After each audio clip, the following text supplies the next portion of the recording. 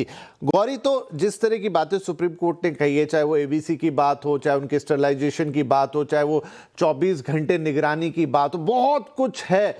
मतलब वो उस पूरा इकोसिस्टम बनाने में या पूरा इंफ्रास्ट्रक्चर बनाने में कितना अभी मौजूद है, कितना बनाना पड़ेगा और कितना वक्त लगेगा? देखिए, जो एफिडेविट स्टेट्स ने फाइल किए थे, उस हिसाब से तो कहीं भी इंडिया में कोई ऐसा डेजिग्नेटेड शेल्टर नहीं था for to keep animals permanently. जो भी शेल्टर्स कैपेसिटी स्टेट्स ने भी बताई है, जो भी डेटा है, वो है एनिमल बर्थ कंट्रोल के लिए, और वही सुप्रीम कोर्ट ने कहा है कि वही एफिशिएंट नहीं है, वही सफिशिएंट नहीं है, तो उसको भी बहुत बढ़ाना पड़ेगा। तो आज की डेट में कोई अगर ऐसे आप कहे कि कहाँ डेटा है कि कितने शेल्टर है, कितने टाइम में बनेगा, वो कोर्ट ने म्युनिसिपैलिटी पे ही छोड़ा है। इसलिए उन्होंने हाई कोर्ट में मैटर रिमांड किया है कि हाई कोर्ट इसकी डे टू डे मॉनिटरिंग करेगा, क्योंकि सुप्रीम कोर्ट कर नहीं पाएंगे। और ये जो म्युनिसिपैलिटीज है, वो हाई कोर्ट में अपने एफिडेविट्स फाइल करेंगे। और 17 नवंबर इसलिए उन्होंने डेट दी है फॉर कंप्लायंस की कितने टाइम में कितने शेल्टर्स हो गए। एंड एम्फोसिस यहाँ पे शेल्टर्स का है एनिमल बर्थ कंट्रोल, बिकॉज जो इतनी संख्या बढ़ गई है, उनको उन्होंने रिकॉग्नाइज किया है कि 2001 के रूल्स थे, फिर 2023 में वो अमेंड हुए, पर फिर भी आज की डेट में ऐसा है कि सफिशिएंट शेल्टर्स नहीं है। तो पूरा उन्होंने बहुत बैलेंस तरीके से उन्होंने टाइम बाउंड डायरेक्शंस दी हैं, और एग्जीक्यूटिव पे ही छोड़ा है कि वही एक सोल्यूशन निकालेंगे डिस्ट्रिक्ट वाइज का। पंचायती राज तक एक्सटेंड किया है, ये बस म्युनिसिपैलिटी पे नहीं किया है। तो काफी उस वे से उन्होंने हर किसी पे रिस्पॉन्सिबिलिटी जारी रखी है, और उन्होंने ये भी लिखा है कि अगर कोई ऑफिशियल नहीं करेगा इसको, तो उनके अगेंस्ट कंटेम्प्ट होगा। तो उन्होंने अकाउंटेबिलिटी बहुत बढ़ाई है, जो बहुत जरूरी थी, क्योंकि अकाउंटेबिलिटी वाज लैकिंग, तभी इतनी संख्या बढ़ गई है। एक छोटा सा सप्लीमेंट्री क्वेश्चन गौरी, कि जब सुनवाई चल रही थी, आई थिंक 2025 की बात है, तो सुप्रीम कोर्ट ने सभी राज्यों के जो चीफ सेक्रेटरीज होते हैं उनको तलब किया था। जितना मुझे जानकारी है, एक भी नहीं पहुंचा था। अब मैं क्या कहूं, ये कोर्ट की अवमानना थी या ये बहुत हल्के में ले लिया गया? अब सुप्रीम कोर्ट ने इतने सारे निर्देश जारी किए हैं, जिसमें हाई कोर्ट्स का एक्टिव होना है, पूरी राज्य की मशीनरी का एक्टिव होना है, इनफैक्ट राज्यों के जो चीफ सेक्रेटरीज हैं उनको रिपोर्ट देनी होगी। तो कर तो दिया है सुप्रीम कोर्ट ने, और मैंने जो उदाहरण 2025 का दिया, क्या ये सब होगा या ये सिर्फ कहने सुनने की बात है?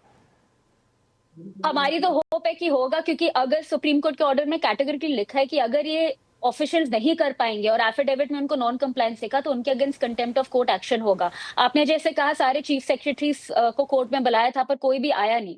उनका इनफैक्ट एग्जेम्पशन भी उन्होंने फाइल किया, वो भी डिसमिस कर दिया कोर्ट ने। तो जब चीफ सेक्रेटरीज आए, उनको बस एक मैसेज था कि ये बहुत सीरियस प्रॉब्लम है, आप लोग इसको सीरियसली लीजिए। और आई थिंक एज एनिमल, जो एनिमल्स को प्रोटेक्ट भी करना चाह रहे हैं, हम भी चाह रहे हैं कि ये प्रॉब्लम बहुत सीरियस है। हम इतने सालों से एबीसी में फ्लॉज पॉइंट आउट कर रहे हैं, म्युनिसिपैलिटी को चिट्ठियां लिख रहे हैं, जो स्टरलाइज डॉग्स आ रहे हैं वापस, उनके पपीज हो रहे हैं, वो स्टरलाइज नहीं हो रहे, तो बहुत इश्यूज है। तो आई एम श्योर, क्योंकि सुप्रीम कोर्ट ने इतने स्ट्रिक्ट एक्शंस दिए हैं और उन्होंने लिखा है कि हाई कोर्ट भी उनके अगेंस्ट एक्शन करेगा, तो आई एम श्योर एक पॉजिटिव वे में ही जाएगा कि सब म्युनिसिपैलिटीज इसको सीरियसली लेंगे। अब बाकी आगे क्या होता है, we have to wait till November. जी बिल्कुल, हाँ, नवंबर में रिपोर्ट, 17 नवंबर आई थिंक वो तारीख है जब रिपोर्ट मांगी है सुप्रीम कोर्ट ने कि लेकर आइए कि हमने जो आदेश दिया है उसका क्या पालन हुआ इतने वक्त में। तो ये बिल्कुल देखने वाली बात होगी। श्री मोई, एक और बात, क्योंकि मैं सारी बात कर रहा हूँ रिलेटेबल, जहां लोग आपस में लड़ते हैं स्ट्रे डॉग्स की वजह से। दूसरी चीज, जो सुप्रीम कोर्ट ने 2025 में अपने ऑर्डर कहिए या ऑब्जर्वेशन, क्योंकि बहुत सारी बातें सुप्रीम कोर्ट की तरफ से आई, खाना खिलाने को, जो फीडिंग होती है स्ट्रे डॉग्स की, उनके ऊपर भी बहुत कुछ कहा था। अब वो इस फैसले का पार्ट है क्या कि आप ओपन में उनको नहीं खिला सकते, उसके लिए एक डेडिकेटेड प्लेस होना चाहिए? और इनफैक्ट कोर्ट तो यहां तक कह गया था कि अगर आप किसी को फीड करते और वही फिर किसी को काटे, तो जिम्मेदारी उसकी भी होगी जो फीडर है। तो क्या अब फैसले में वो चीज कहीं आई है कि एक रूल बन गया है या सिर्फ एक ऑब्जर्वेशन था? जी जी, वो एक कमेंट था जो ऑनरेबल बेंच ने किया था। Feeding, of course feeding spots बनाने का ऑर्डर है, जो अच्छा है, वो थोड़ा सा कॉन्फ्लिक्ट कम करेगा। और Supreme Court, like I said, उन्होंने बार बार बोला है कि ABC rules have to be followed in letter and spirit. ABC rule 20 में ऑलरेडी मेंशन्ड है कि कैसे सब मिलके एकजुट होके खाना खिला सकते हैं, प्रॉब्लम हो तो उसका रेजोल्यूशन क्या कर सकते हैं, कमिटी फॉर्मेशन के लिए भी, प्रॉब्लम्स को रिजॉल्व करने के लिए कमिटी फॉर्मेशन का भी उसमें प्रावधान है। तो खाना खिलाने में तो कोई भी पाबंदी नहीं लगाई है सुप्रीम कोर्ट ने, इज माय अंडरस्टैंडिंग। गौरी, इस पर आपकी कोई राय? क्योंकि ये एक पॉइंट ऑफ कन्फ्लिक्ट हो सकता है कि भाई अब तो कोर्ट का फैसला आ गया, आधे लोग कह देंगे कि देखिए मना कर दिया कोर्ट ने, खाना नहीं खिलाना है, लोग उसी पे झगड़ लेंगे। नहीं, मैं बिल्कुल सहमत हूँ श्रीमती से कि कोर्ट ने जो 7 नवंबर का ऑर्डर है वो उन्होंने अपहोल्ड ही किया है, तो दैट इज कंटिन्यूइंग। उसमें उन्होंने कैटेगरी लिखा था कि खाना आप खिला सकते हो, म्युनिसिपैलिटी हर वार्ड में एक फीडिंग पॉइंट बनाएगी। बट उन्होंने इस ऑर्डर में, चाहे हमारी एप्लीकेशन फॉर रिकॉल उन्होंने डिसमिस कर दी है, उन्होंने इस ऑर्डर में कैटेगरी लिखा है कि एबीसी फॉलो होगा। एबीसी में प्रोविजन है कि खाना कब खिलाना है, कैसे खिलाना है, नहीं कोई तो पाबंदी उसमें, हाँ नहीं जी, है। वही इंपॉर्टेंट है कि क्या कोई डेजिग्नेटेड प्लेस होगी जहां खिलाया जाएगा, कोई वक्त होगा, कोई तरीका होगा, कौन डिसाइड करेगा, कौन ऑब्जेक्शन लेगा, इस पे कोई क्लैरिटी है? उस पे क्लैरिटी है क्योंकि उन्होंने बोला है कि एबीसी रूल फॉलो होएगा, और एबीसी रूल 20 में ये पूरा प्रोविजन है कि आप कैसे एक वेलफेयर कमेटी बना सकते हैं, आरडब्ल्यू और जो भी एनिमल लवर्स है, आप डेजिग्नेटेड फीडिंग स्पॉट्स बना सकते हो, तो वो अभी भी लागू है। मतलब उन्होंने कोई फीडिंग पे पाबंदी नहीं लगाई है।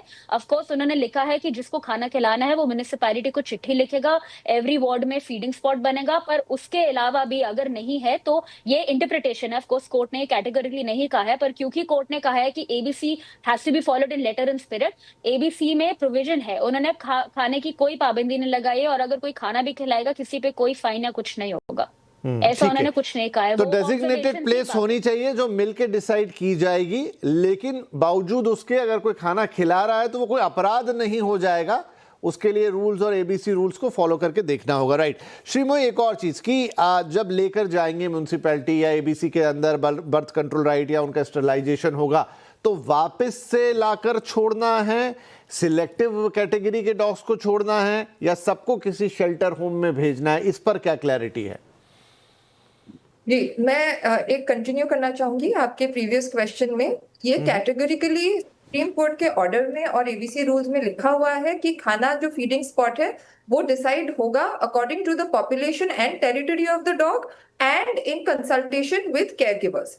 सो this clarity I wanted to give कि कोई आरडब्ल्यूए नहीं बोल सकता कि 4 खाने का स्पॉट बनेगा, वो टेरिटरी और पॉपुलेशन के बेसिस पे ही बनेगा। जो सेकंड पॉइंट है, हमारे पास परमानेंट शेल्टर तो अब है नहीं, तो डॉग्स को और सुप्रीम कोर्ट का एम्फेसिस है कि आप पहले एबीसी सेंटर्स बनाओ। ABC centres is not permanent shelter, वहां पे आप डॉग्स को नहीं रख सकते हो।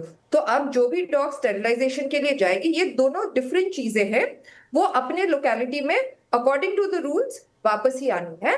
कोई भी परमानेंट शेल्टर जो डॉग स्टेरिलाइजेशन के लिए जा रहा है वो परमानेंट शेल्टर में नहीं रहना, उनको नहीं रहना है। ओके, ठीक है। तो ये चीज़ें क्लियर हैं। हालांकि वो खाने खिलाने वाली जगह वाली पे थोड़ा सा आई थिंक और क्लैरिटी चाहिएगी, क्योंकि मैं वो सारे सवाल पूछ रहा हूँ जो पॉइंट ऑफ कन्फ्लिक्ट बनते हैं। आधे लोग एक इंटरप्रिटेशन निकालेंगे, आधे लोग एक इंटरप्रिटेशन निकालेंगे, और उसी में ही फिर कन्फ्लिक्ट पैदा हो जाएगा। तो वो एक क्लैरिटी, और साथ में जो डॉग्स को लेकर जाएंगे उनको वापस लाके क्या होगा, तो जैसे बता रही श्रीमोई कि ऐसा कोई नहीं, वो शेल्टर जब बनेंगे तब बनेंगे, लेकिन एक बार उनका स्टरलाइजेशन हो गया, वैक्सीनेशन हो गया, तो फिर वो अपने जो भी उनका हैबिटेट है जहां भी उस वक्त है वहां पर लाके उनको फिलहाल तो छोड़ा जा सकता है। एक छोटा